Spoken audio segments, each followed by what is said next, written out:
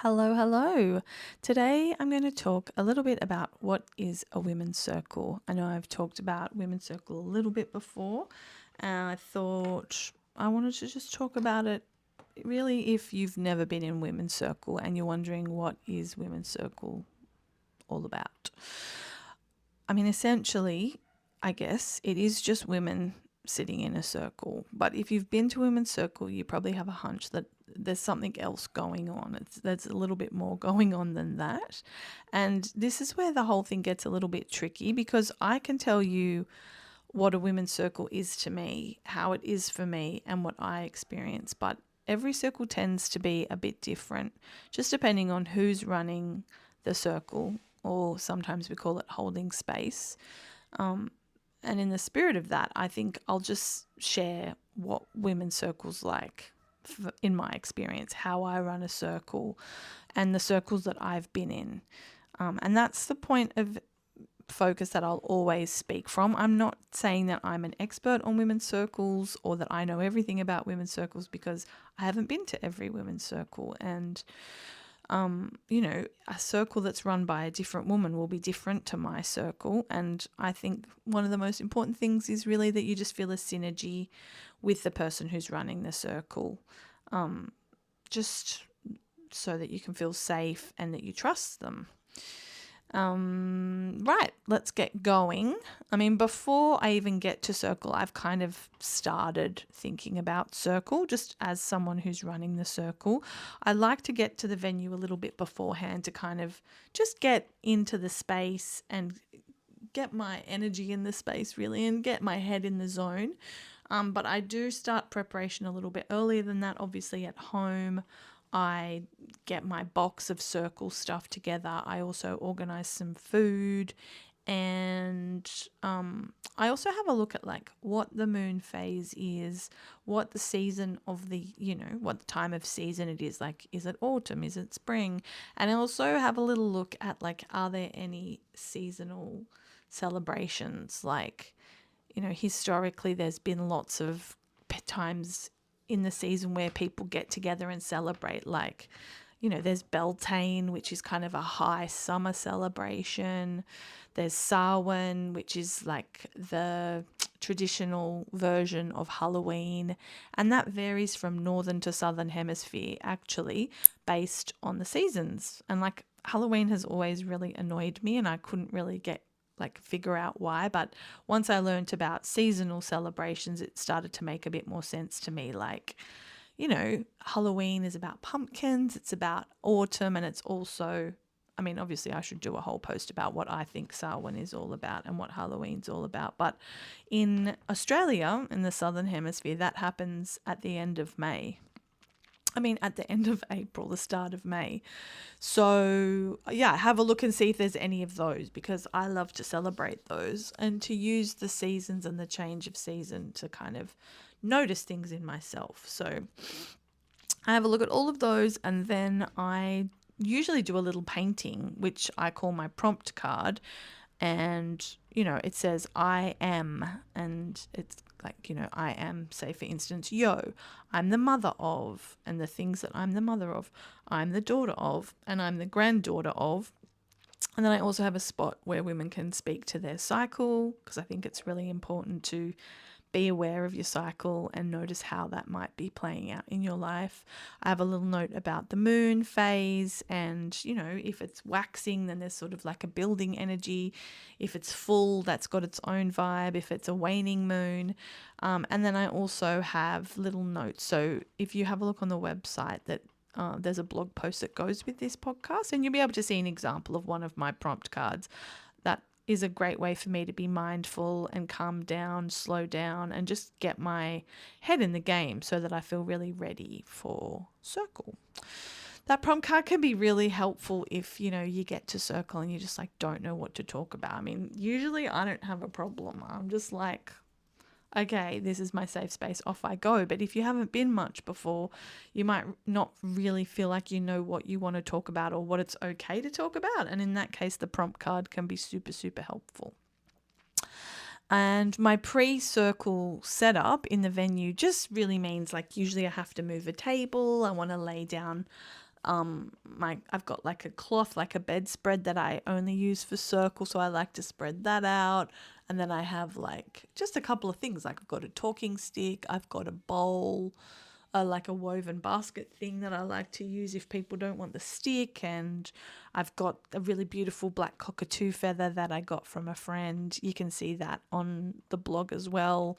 Have like my heart-shaped rose quartz. Sometimes I have a few candles, or I might have shells, I might have plants. It just depends on the season.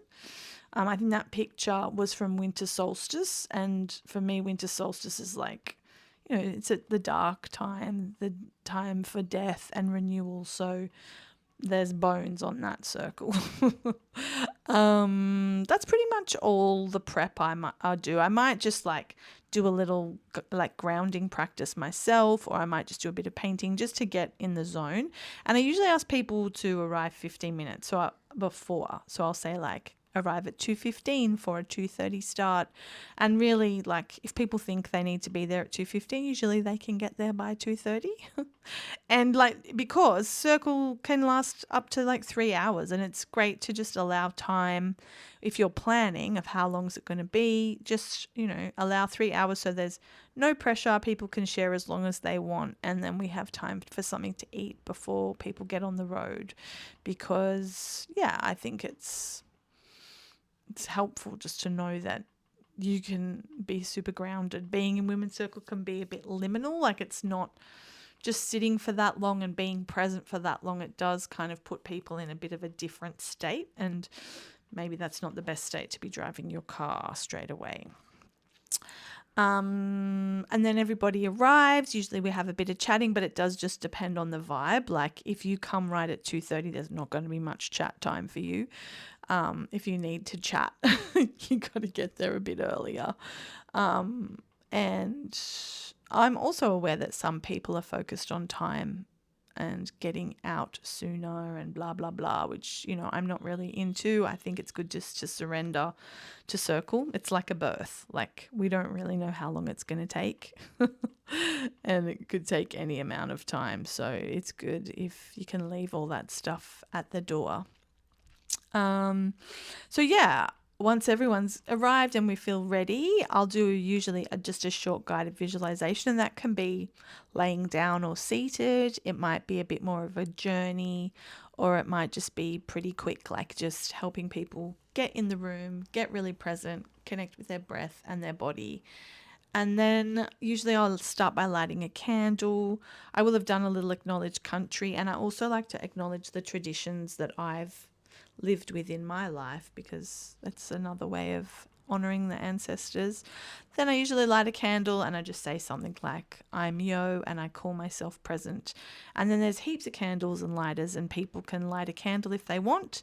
And I know definitely that can feel a bit weird if it's brand new to you, just like little weird cult zombies just going, I am blah blah and I call myself present. Like it can just feel really weird.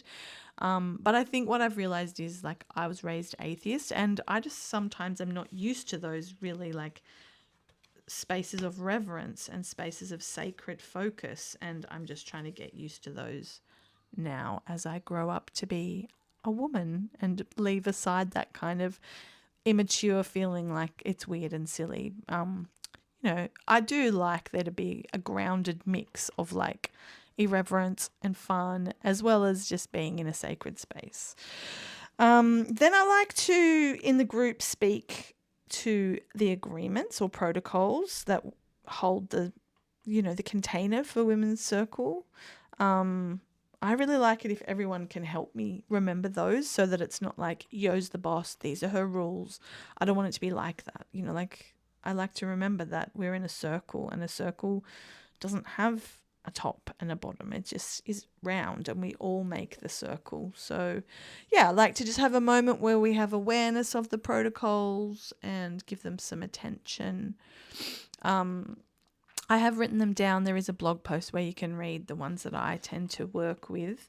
But lately I've been noticing with a couple of friends, like, how nice it is that they're not written down at Women's Circle, and that we do actually have to remember them, and it's a bit more like an oral tradition. I've been enjoying that kind of that more aware and present in the moment kind of feeling that comes when I have to remember something rather than just reading it. Um, really, the protocols are just a way of creating a safe space. It doesn't have to be weird or creepy or anything. They're a really trauma informed approach and way of helping to share and feel more safe in the space. So, hopefully you get a chance to read through those, whoever your circle person is, that they've got those for you, and you can have a peek at them and see, like, they're kind of an evolving thing. So there might be something new that you feel like, oh, I'd really love it if, we had this other thing that we did and that would help me feel better in the space. So I think, they're an evolving thing. Once I've gone through all that, then it's time to share. Usually like I said, I have a talking stick, or I might have a basket that I bring that we use as, like, whoever's got the stick or the bowl, it's their turn to share, and they're the only ones who are going to speak. There's no giving advice. We're just, the other people who aren't speaking are just practicing active listening and being present for the person who's sharing. I like to work with eye contact, and I know that sometimes that's challenging. So obviously that is optional, but recommended. Yeah. So I usually put them in the middle, and sometimes it's a bit weird. Like, we're all just sitting there, no one's saying anything. The bowl and the stick are just sitting there, and, like, no one's picked it up yet. It's another one of those weird moments where it's kind of quiet and everyone's a bit tense, but I'm kind of just getting the hang of it now. When it's someone's turn, then no one else speaks. It's just that person's turn, and they might speak. Tears are usually welcome. You might be angry. You might just want to be quiet. I notice a lot of people kind of shake in the body, and I think that's a good release of tension and emotion. Sometimes I like just looking around the circle and noticing that everyone's paying attention to me by making eye contact with everybody else. Basically, this is just a safe space for that wild woman inside you who, maybe there's things that you don't feel like you can talk about in other spaces. I think women's circle's a great place to talk about all those things. So that can be fangs and claws. It could be just sobbing. It could be making no sense. It's just all welcome. And hopefully everyone else can just work with what's coming up for them. Like, I notice sometimes when I'm listening, I can hear inside my head, like, I'm thinking things about what the other person's saying. And I try to just use those moments as a moment of awareness for myself of, like, oh, that's alive in me, and I have thoughts and feelings about that. And I'll probably just try and journal about it later, or, ruminate or reflect on it later. And I just try to draw myself back to being really present. Yeah. I mean, mostly I notice people just want to be listened to, and there is something so amazing about just being heard at Women's Circle. It's something that most of us don't feel heard in our culture, in life, and so it's a really precious time just to pay attention to someone so they can feel really heard and attended. It's a very loving thing to do. And when it's time to share, I mean, most people need to have a certain level of connection in the group before they'll share really private things. Whereas, like I said, I can usually just dive straight in it. Probably I'm just a bit of a TMI girl, but there's nothing really specific that you need to say. It's just really up to you. I mean, some circle leaders do have a prompt, and I guess that's where I bring in the prompt card. If I feel like, oh, I don't really have anything to say, if I work with the prompt card, usually you'd be lucky if I even get up to mother of or daughter of without having some rant to go on. So another thing I've noticed is that, one of the agreements is that it doesn't have to make sense. And I notice, a lot of people saying, oh, I don't know why I'm even saying that. It doesn't even make sense. I think sometimes in circle, we just realize, like, oh, this is a place, like, on an unconscious level.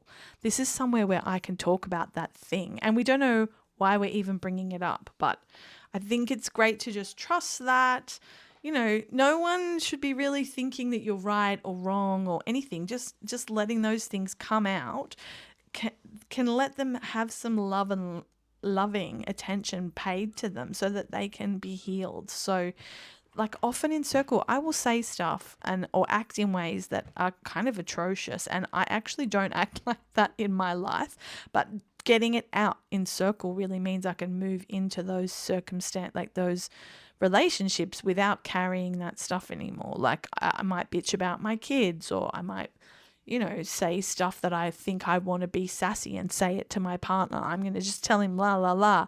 But when I hear it out loud, I'm like, okay, no, I don't really want to say that. Actually, that's saying it out loud in circle means I don't have to hurt that person's feelings. I can just get it all out. And I had a similar thing come up, because of a friendship where I really wanted to say all this stuff to a friend of mine, but oh, that's my chair. I just thought, oh no, I think that's a bad idea. I don't think I should say that stuff to her. And I just knew that I could say all that stuff in circle and get it off my chest. And I thought, I wonder if that will help the friendship. And actually, I think it has, because I caught up with her the other day and it was much better. And I didn't have to say any of that stuff to her face and mess up our friendship. And I think there's another layer as well about the magic of circle. Like there's that kind of healing magic. And there's also this cool magic where like, in a women's circle, like everyone just shares what's going on for them. Like no one's thinking, I'm going to tell this story because this will really teach everyone blah, blah, blah. Like it's actually just, they're just sharing what's alive for them. But always I see this thread evolve through everybody's sharing, and everybody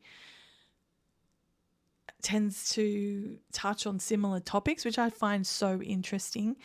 Like someone's share will either touch me like through empathy, like, oh, I can really relate to that, or I know that in myself, like I've felt like that. I know how that is from the past of my own life. Or it's someone's sharing something and I'm like, oh yes, that's how I want to show up. Or that's that piece of information I needed. And they didn't really know that what they were saying was going to help me. They just said what they had to say, and it just really nourishes me. And yeah, I mean, I do love Women's Circle, but I have heard other people say that this is what goes on for them. So it's not just because I'm like a crazy Women's Circle devotee.